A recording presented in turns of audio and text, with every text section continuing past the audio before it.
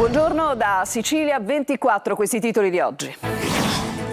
Nuova intimidazione allo Zen di Palermo, una bottiglietta di benzina con la richiesta di 5.000 euro è stata lasciata davanti a una barberia, il fatto all'indomani del quinto blitz interforze nel quartiere. In manette a Castelvetrano, un ex primario finito nelle indagini sulla rete di fiancheggiatori di Messina Denaro. Si scava nella villetta riconducibile a lui ed era lui appunto il parmigiano dei Pizzini. Dopo una lite tra fidanzati, accoltellato a Vittoria il padre del giovane, arrestati un uomo e i 2 figli. Siracusa, 15 anni, perde la vita nello scontro tra 2 moto. Era una promessa della danza, studiava alla Scala di Milano, sognava di diventare ballerino. 3 giovani coinvolti, 2 ancora ricoverati.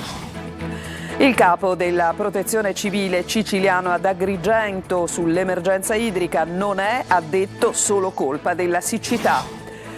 Torna in Sicilia Matteo Garrone, regista di O Capitano, ha incontrato gli studenti del DAMS di Messina. Il Catania punta su De Giorgio, attesa a breve la definizione, anche se restano in piedi delle alternative, secondo Step il mercato.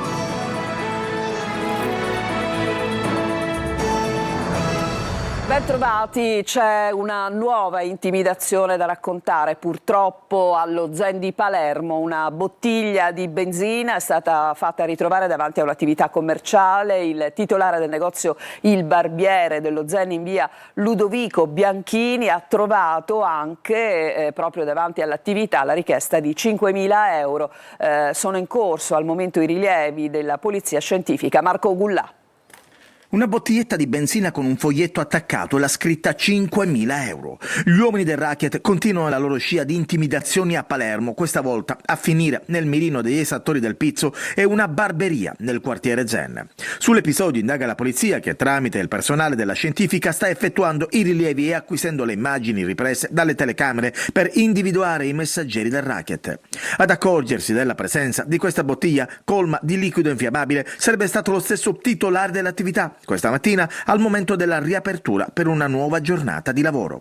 Impossibile non notare il contenitore con il messaggio identico a quello lasciato davanti agli altri esercizi commerciali della zona. L'ultimo nella lista risulta il bar Cherie di via Ignazio Mormino, sempre allo Zen. Prima ancora, restando nel quartiere, era toccato al panificio Armanio Sbaccheri e alla macelleria da Totuccio, i cui ingressi sono stati danneggiati a colpi di arma da fuoco. E fa certamente ancora più effetto questa notizia, specie se si pensa che è avvenuta esattamente all'indomani del quinto blitz proprio allo Zen, il quinto nelle ultime settimane, un interforze al quale ha partecipato anche l'esercito. Trovate armi e droga. Sentiamo Maglio Viola. Polizia e carabinieri tornano allo Zen 2 di Palermo alla ricerca di armi e droga e stavolta si presentano con l'esercito. Il nuovo blitz nel quartiere più difficile della città è avvenuto con il supporto del 4° reggimento Genio Guastatori dell'esercito italiano, quello di stanza in corso Calatafimi, e dei vigili del fuoco. Sono stati impiegati scanner alla ricerca di metalli sotterrati e mezzi per il movimento terra disposti dall'esercito per scoprire armi sotterrate, appunto. Al termine dei controlli sono stati sequestrati una pistola calibro 9 con matricola Brasa dotata di 3 caricatori e centinaia di munizioni per altre 2 pistole e per un fucile da caccia calibro 12. Nell'appartamento della medesima persona poi le forze dell'ordine hanno trovato 486 grammi di hashish divisi in 4 panetti e in numerose dosi già confezionate per la vendita. Si tratta del quinto blitz negli ultimi mesi, ma stavolta l'operazione era mirata alla ricerca di ciò che non era stato trovato nelle operazioni precedenti: una sola persona per cui è scattato il fermo in flagranza di reato per detenzione e droga. Un altro medico coinvolto nella rete di favoreggiatori che ha protetto la latitanza di Matteo Messina Denaro ieri è finito ai domiciliari. Infatti Francesco Burrafato, 85 anni, sono stati perquisiti i luoghi delle sue abitazioni, in particolare è stato utilizzato un escavatore in una villetta proprio a Trapani. Ma sentiamo Laura Spanò. Individuato un altro dei favoreggiatori della latitanza di Matteo Messina Denaro, ieri è finito a domiciliare Francesco Burrafato, 85 anni, ex primario di chirurgia ed ex direttore sanitario dell'ospedale Vittorio Emanuele di Castelvetrano, indagato per favoreggiamento aggravato. Nel corso di una perquisizione effettuata dal ROS di Palermo nella sua abitazione di Erice Casasanta, gli è stata trovata una pistola con matricola a brasa. L'arma verrà esaminata per accertare se sia stata usata per fatti di sangue. Dunque ancora un altro medico dopo Alfonso Tumbarello, condannato di recente dal Tribunale di Marsala a 15 anni per concorso esterno in un'associazione mafiosa, coinvolto nella rete di chi ha protetto per 30 anni il latitante. Le perquisizioni sono state disposte dal procuratore di Palermo De Lucia e dall'aggiunto di Giorgio e si inseriscono nell'ambito degli accertamenti sulla rete che ha protetto la latitanza del boss. Burrafato per gli inquirenti sarebbe stato l'uomo indicato nei pizzini dall'ex latitante come Parmigiano. Per anni si era ipotizzato che Parmigiano fosse un imprenditore caseario originario della provincia di Parma. Gli inquirenti ritengono invece che il soprannome derivi dal cognome Burrafato, che richiama prodotti latterio-caseari. A Burrafato la sorella del boss, Rosalia, avrebbe dovuto chiedere 40.000 euro per conto del fratello. Nel giardino interno della villetta del medico a Erice, fino a tarda sera si è scavato alla ricerca di materiale che potrebbe essere appartenuto al boss deceduto e che lo stesso ha lasciato in custodia al medico, vicino da sempre alla famiglia Messina Denaro. Beni per 1,4 milioni di euro sono stati sequestrati dalla Guardia di Finanza di Catania nell'ambito di un'inchiesta su una società attiva nei servizi di progettazione e di ingegneria che ipotizza i reati di dichiarazione infedele, autoriciclaggio, sottrazione fraudolenta all'accertamento e al pagamento delle imposte. Dalle indagini sarebbe emerso che il socio amministratore di fatto, al fine di sottrarsi al pagamento delle imposte, avrebbe nel tempo operato lo svuotamento dei conti aziendali, trasferendo ingenti provviste per oltre 1,4 milioni di euro, come dicevamo, sui propri conti correnti personali, in modo da rendere inefficaci eventuali procedure di riscossione delle imposte dovute. Parte del denaro sarebbe stato impiegato dall'amministratore di fatto anche per sottoscrivere una polizza vita di 300.000 euro, avente come beneficiaria la moglie. E adesso a Siracusa il cadavere di un 60enne catanese è stato recuperato ieri in mare. Era in stato di decomposizione. Il corpo è stato sbarcato al Porto Grande, quindi sono scattate le indagini. Lite tra fidanzati, accoltellato a Vittoria il padre del ragazzo. Ma sentiamo i dettagli di una storia davvero particolare con Veronica Barbarino.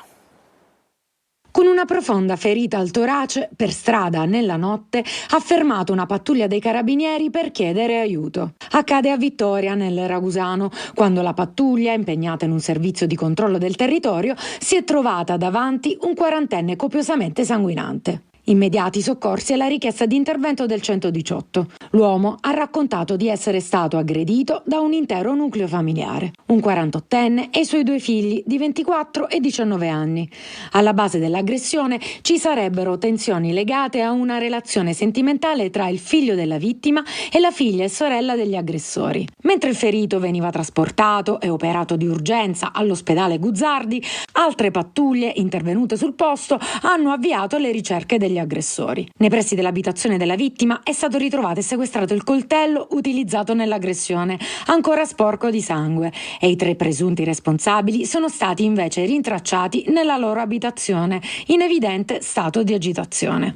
I 3 sono stati arrestati per tentato omicidio. E ieri purtroppo abbiamo raccontato la morte di un quindicenne, un ragazzo che aveva il sogno di diventare ballerino, studiava alla Scala, è un siracusano, il suo sogno spezzato in uno scontro frontale tra moto. Sentiamo Francesco Aloi. La vita di un quindicenne è strappata via in uno scontro tra moto nella notte in Viale Epipoli, a Siracusa. Era a bordo di un 125 guidato dall'amico, ma arrivato in ospedale poco dopo non ce l'ha fatta. Studiava alla Scala di Milano. Il ballo era da sempre il suo sogno. Nelle parole di questo amico traspare tanto dolore. Lui stava a Milano, lui aveva questa borsa di studio per la danza a Milano, alla Scala di Milano. Ed era un ragazzo in gamba. Quindi era qui in vacanza? Sì, lui qua ha la sua famiglia. Si è trasferito a Milano dal momento in cui gli hanno dato la borsa di studio. Ma all'Umberto I adesso ci sono altri 2 ragazzi. L'amico 18enne ricoverato in ortopedia con una frattura del femore e il ragazzo a bordo dell'altra moto in coma farmacologico. Anche lui 18enne con traumi cranico e toracico. Adesso la polizia municipale sta passando al setaccio tutte le immagini delle telecamere di videosorveglianza. Nella zona pare ce ne siano diverse. Nel frattempo resta da capire come sia potuto accadere tutto ciò. Pare che una delle 2 moto abbia invaso la corsia opposta, in una strada dove si corre troppo. Intanto resta il dolore per una giovane vita spezzata. Era una persona bravissima, buonissima in gamba, era proprio in gamba. Ad Agrigento manca l'acqua, ma gli invasi sono pieni. Il commissario straordinario Fabio Ciciliano ieri ha detto che le emergenze non si affrontano in estate. Davide Sardo.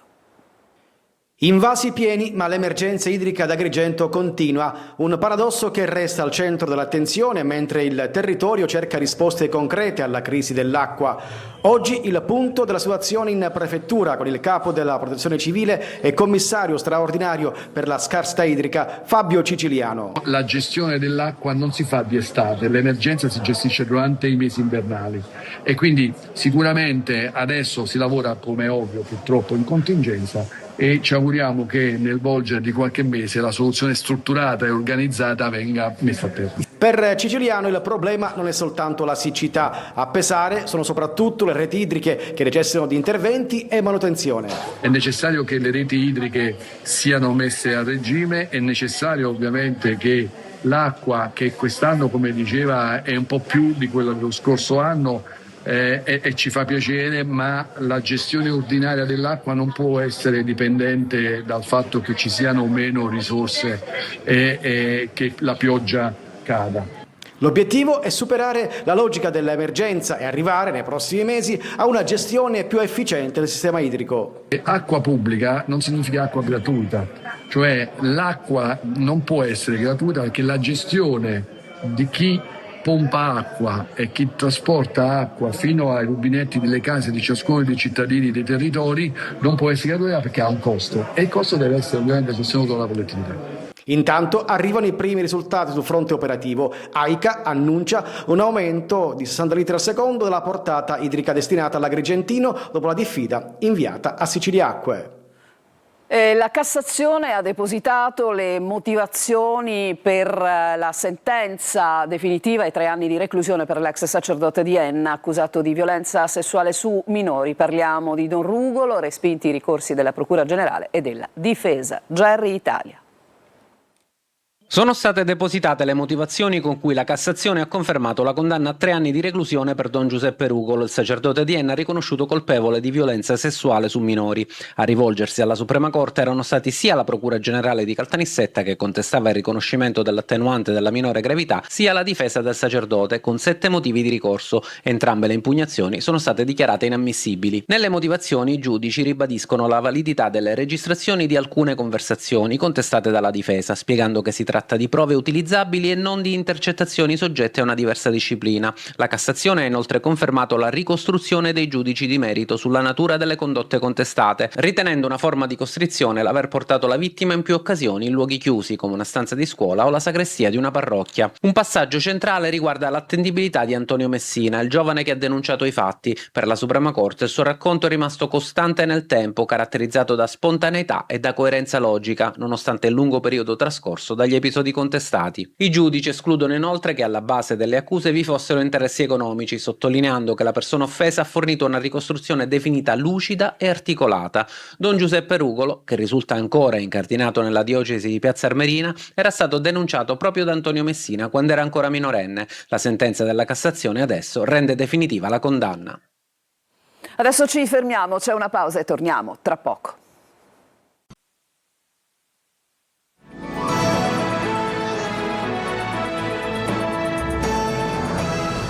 Seconda parte del telegiornale, aprono oggi le spiagge libere numero 1 e 3 della playa di Catania, disponibili e aperte al pubblico dalle 9 alle 19, lo ha reso noto l'assessore al mare Andrea Guzzardi. Pronti i servizi igienici e docce, il punto ristoro, il parcheggio custodito, il servizio di salvataggio, gli accessi per i disabili. Slitta invece di alcuni giorni l'apertura della spiaggia libera numero 2. Adesso a Palermo, ancora una volta le piste ciclabili diventano un terreno di scontro e di polemiche. Alcuni consiglieri e capigruppo hanno bloccato il progetto di alcune corsie che avrebbero danneggiato attività commerciali in periferia. Marco Gullà. Ancora una volta le piste ciclabili diventano terreno di scontro a Palermo. Dai residenti alla politica, le corsie per biciclette e monopattini hanno spesso acceso polemiche e lamentele, anche per i tanti incidenti che si sono verificati negli ultimi mesi. La corsia chissà di bicicletta, dopo. Con il sindaco c'ha questa grande idea a stringere la carreggiata, da dove non ci passa nulla ci passo io con motore, la cerca. Come si fa a fare una pista ciclabile sulla corsia preferenziale degli autobus? La zona di Vioreto che va da via Vincenzo Errante a piazza Giulio Cesare, la realizzazione della ciclabile ha creato in quel punto un vero e proprio tappo che si ripercuote sulla viabilità dell'intera zona. Casi politici, come nel caso delle piste ciclabili che dovevano sorgere in periferia in via Orsa Minore. Qui consiglieri e capigruppo, raccogliendo le lamentele e preoccupazioni dei cittadini, hanno fatto desistere l'amministrazione comunale alla realizzazione di chilometri di piste ciclabili.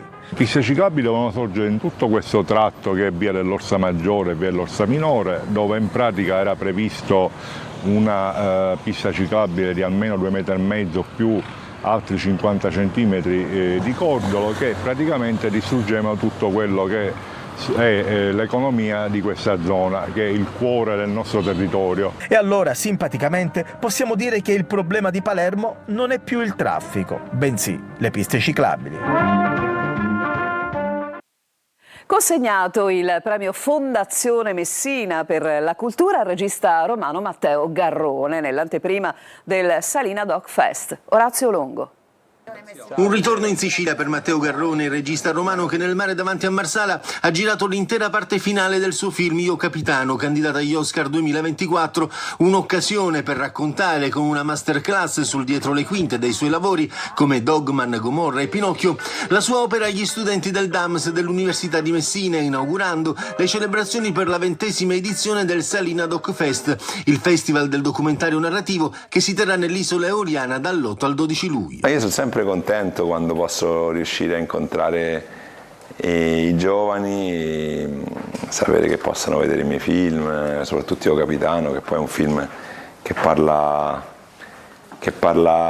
di loro, di giovani che cercano in qualche modo una loro strada. A Matteo Garrone è stato consegnato il premio Salina Doc Fest, Fondazione Messina per la Cultura. Salina Doc Fest compie 20 anni, non potevamo celebrare meglio questa anteprima con Matteo Garrone grazie al supporto della Fondazione Messina per la Cultura e dell'amministrazione comunale. Il tema di quest'anno è Odissee e il concept di quest'anno è ispirato a uno dei più grandi illustratori del nostro tempo, che è Milo Manara, che ci ha concesso dalla sua nuova Odissea illustrata questo Ulisse che naviga e che ha come alter ego Pierpaolo Pasolini.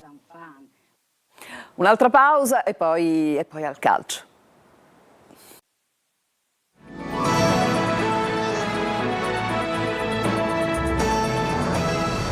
Siamo al calcio con il Catania che insomma ormai sembra chiaro punta su De Giorgio per la panchina, entro lunedì la definizione e poi naturalmente bisognerà rivolgersi al mercato. Sentiamo.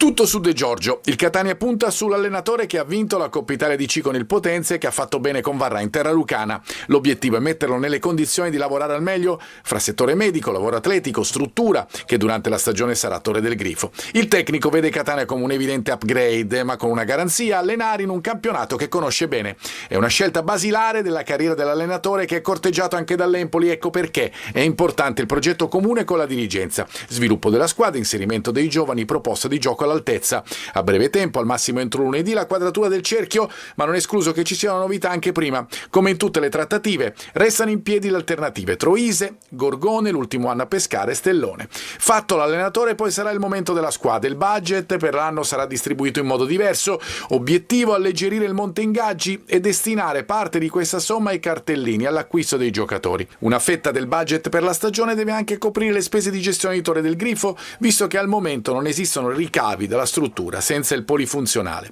Poi molto sul mercato dipenderà anche dagli svincoli, che sarebbero onerosi ovviamente, di giocatori sotto contratto reputati non funzionali al progetto. E con questo servizio si chiude questa edizione del nostro telegiornale. A tutti voi grazie per averci seguito, vi auguro una buona giornata. Tra poco la rassegna stampa curata da Emanuela Corsi e noi ci rivediamo alle 14 per la prossima edizione del telegiornale.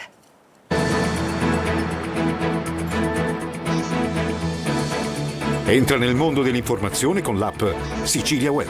Resta sempre aggiornato con le news e le live in diretta.